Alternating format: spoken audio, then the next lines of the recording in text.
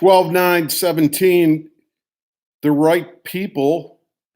I usually don't read hashtags on these videos, but I think I will with this one because somehow I think they're part of the piece. Gahan Wilson, Playboy, hashtag, well, here are the hashtags.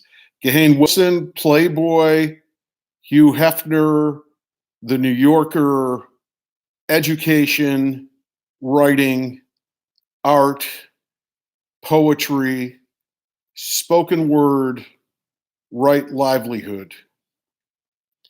I am a writer and a teacher, and without plan or foresight, much of my recent writing has involved a deconstruction of my past, particularly my past related to my work and working.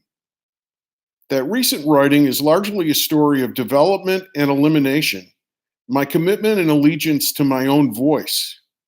Each job and situation that I've been engaged with, and there are many of them, provided me with an opportunity to gain experience and skills to share my personal voice with greater clarity, and also and ultimately became confining and inappropriate venues for me to share my arts without compromise betraying my personal character and values, my intelligence, my personality, and my authenticity.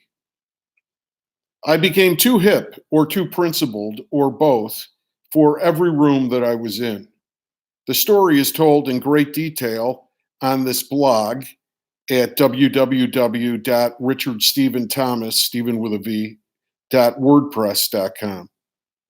I'm not going to repeat it here. I couldn't repeat it here.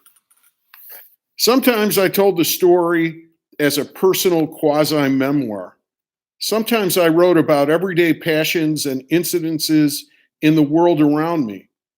But I was always writing about my personal experience. What else can I write about? Writing of this type or related types is always personal. One's experience and perceptions are all that a writer has to work with. My story is unique in its specificity and quite common in its general themes. I write at the intersection of myself and the world. I know that the inner and the outer reflect each other and change each other in the very act of their mutual contemplation of each other. There is no such thing as, quote, teaching. Education happens between people. Education is a conversation between people, an endless sharing of insights and questions. A good teacher talks a lot, and so do good students. My approach to teaching is introduced to the uninitiated and partially described at www.richardthomasjd.com. It is sinful to take life at face value. Without education and art, life's potential is ignored. Life must be contemplated to understand it, or more precisely, comprehend the nature of its mysteries. Education and art, in my case writing, are not ivory tower escapes from living. They are ways of living with awareness and purpose. Education and art are not separate from life at all. They are life. Today's blog segment seems, at first blush, to be a departure from my recent writing and a transformation based on that writing. I didn't look at my past to celebrate it. I didn't write out of self-justification. I wrote for the future, to liberate myself from anything false that would hold me back, and to make firm all that was worthwhile that would sustain me going forward. But perhaps all education in writing is repetitious. Pope John Paul II said that his writing was always plumbing the depths of questions that he previously considered. Today, I consider the life question that we all face: where to find the right people to associate with, specifically in the world of work. I found the right wife and I found right friends, and of course, I'm open to finding more right friends. Family, of course, is not a matter of choice. Today's segment is not about where I or you are from. Today's segment concerns where we choose to go. We can form surrogate families, but we can't transcend biology. Whether our biological families are boons to our overall happiness or wounding forces that we must attend to in order to function as a whole person and heal, parentheses, or at least adapt to whatever permanent challenges that they left us with, end of parentheses, or the common combination of all of the above. Our biological families are aspects of our destiny. We can make choices in how we relate or not relate to our families, but we can't honestly decide that they don't exist. We can leave jobs behind without a trace. We paradoxically are called to discover meaning for the world. We are the world's mind. It has no meaning except that we assign to it. Those meanings must accept the world's natural laws and factor the existence of those laws into our decisions. To not do so would be ignorant, dishonest, or insane. True creativity does not deny reality. True creativity sees reality and gives it meaning. That is the relation between education and art. Education explores the world and dispels our ignorance regarding what is knowable about the world, and awakens our awe in the face of what we don't know about the nature of the world, our curiosity about the world, and our reverence for the world's mysteries. Experience is the medium of all education. We learn about life by living it. Art, in my personal case, writing, is the way to give meaning to what we learn from our education, our experience. A self-determined life is the execution of decisions that we make to live with the meaning that we discover in our art. To live a life of nihilism, devoid of meaning, is not to live at all. Zombies and body snatchers are fanciful creatures that exist only in the imagination, that communicate an accurate perception of an aspect of human reality. There is a walking dead that conforms to what others tell them is real, unthinking, ignorant, and contemptuous of education and art. The walking dead have no interest in the truth. They have no interest in developing meaningful lives. The walking dead are not only existentially suicidal, they are also existentially homicidal. Unconcerned with the nature of life and uninterested in experiencing the thing of value, they destroy life with impunity. They pursue sensation because they have denied the higher aspects of humanity. The walking dead are often called animals. Animals are governed by instinct. They generally don't learn and create based upon their experience. They respond to experience in a way programmed by nature. Man is born the most helpless animal, and man is the animal gifted with the most freedom and potential. The walking dead ignore the mind, the heart, and the soul, the three collective aspects of the conscience. The walking dead simply follow their urges: lust, power, greed, violence, sentimentality, raping, pillaging, murdering, and deluding themselves with phony sentiment, concocting phony rationalizations of their betrayal of humanity to alleviate the boredom of their emptiness. Without education in art, life has a rejected potential of humanity. Without education in art, life is quite literally murder-suicide. So ends my prologue to the question that animates this segment. Who do I associate with now in my work, my writing and teaching at this stage of my development? With whom will I have the space to continue to grow? And where will I have the freedom to change as my values refine themselves again and again? Where can I expand my knowledge while engaging with others who want to expand theirs? And where can I penetrate more deeply into the mystery of my personal meaning, which mirrors the meaning of all mankind? To live fully is to serve one's needs, feasting guests, and the human spirit. And what serves mostly is the sharing of one's highest potential. With who and where can I share my highest potential? I'm not a fan of Hugh Hefner, Playboy magazine, or Gahan Wilson. I don't have anything against them either. I have no strong feelings or thoughts about them. They simply aren't in my scope of interest. We are born to be interested in some things or persons and not others.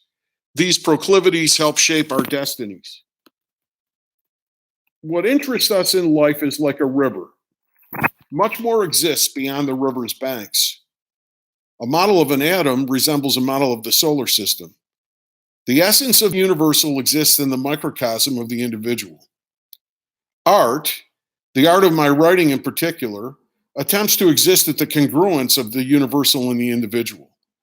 We communicate our experience and our process perceptions of it, and we connect with very different individuals in the resonance of our commonality. True communication is the resonance that connects us to the all. Our tiny, finite lives participate in all that is and ever was through true communication. Life is a conversation between two equals, the individual and the world. Atonement is the unity of the individual and the world. I saw a clip of Hugh Hefner discussing how he came to work with the cartoonist Gahan Wilson. Hefner had just started Playboy magazine. He had no idea what it might evolve into. Hefner thought that he would like to have a group of single-panel cartoonists contribute regularly to each issue. He admired the concept that he had seen in the New Yorker and other publications. Gahan Wilson was working as a freelance cartoonist for several magazines at the time. Hefner admired Wilson's work. Hefner knew that Wilson's work would evolve in unknown directions just as Playboy would. Hefner commented parenthetically that he, quote, didn't think Wilson would have survived if he didn't find a place at Playboy, end of quote. Hefner knew that Wilson had to eat, and he knew that art had to be nurtured. He didn't support Wilson as a favor. He didn't want credit for Wilson's peculiar genius. Hefner was practicing his own art of curating what he thought was worthwhile. Hefner was serving his readers, serving the material and creative needs of Gahan Wilson, and serving himself. I need schools and publishers and spoken word venues that resemble Hugh Hefner in at least this one regard. Hefner, a man who understood reality and its attendant necessities, developed a sense of personal mission and meaning through his own art and applied it to the benefit of other artists and audiences. Hefner and Wilson had a dignified relationship, one free of exploitation. They honored one another, working to serve shared values in their different roles and ways. Hefner and Wilson worked together with generosity with one another and the broader world. Since it is my nature, I'll end this segment with the story of another video clip which engendered a more negative response from me. It was a more contemporary clip than the Hefner interview, which spoke of events in the 1950s. The more contemporary clip was probably from the early 2000s. It also involves single-panel cartooning. An editor at the New Yorker was meeting with an artist who had submitted a portfolio. The editor asked the man if he had been published. The man said that he, quote, self-published. The editor said dismissively, so you haven't been published. It was as if the man and his work did not exist. Robert Altman's film, Vincent and Theo, is about the relationship between the great painter Van Gogh and his brother Theo. Theo supported Van Gogh financially for much of his life. Van Gogh is, of course, the prototype of the starving artist, and is often portrayed as being driven mad by the combined forces of the neglect of the world and his courageous refusal to abandon his revolutionary artistic vision. The movie was more complex than that stereotype, but the screenplay explored Van Gogh's isolation, poverty, financial dependency, applied genius to prolific creative work, and mental anguish. The entire film is a fictionalized interpretation of Van Gogh's life until its brief, final, documentary scene. The scene is actual footage of a Van Gogh painting being sold for $6 million at an art auction. Van Gogh was told by his contemporary world that his work had no practical value. The world revised its opinion after Van Gogh's death. Van Gogh's art has value far greater than $6 million, value beyond material assessment. But Van Gogh also had to eat. He died from not finding the right people. Contrary to common belief, the world improves in many regards. Humanity gets smarter and teaches the world. Fatalism is wrong. Existence is a two-way street. Hefner showed the right people how it's done. Please emulate Hugh Hefner, right people. The map has been charted. Call the Auto Club. You have a responsibility to me, yourselves, and the people we both are meant to serve. Step up, right people.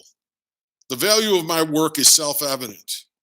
I may not be within the scope of your interest, but if I am, you have a duty to seek me out and work with me, right people. Van Gogh self-published. The only question the right people will have about my work is whether it's good or not, whether it will serve our common values. It's good. It does. It is up to you to find me. If I have to sell myself to you, you're not the right people. Around the same time, the New Yorker editor demeaned the self-published unknown cartoonist, Tina Brown took over the magazine. Brown changed the New Yorker's policy towards its cover art. She wanted the cover artist to be more concerned with how the magazine looked on newsstands to prospective customers. Brown wanted the cover to sell the magazine. A tiny subgenre of art, the New Yorker cover, was murdered by Tina Brown. It would have been better for the New Yorker to go out of business instead of what actually happened.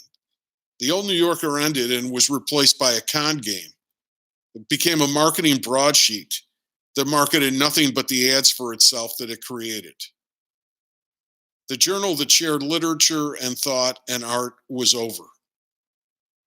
Business should only be the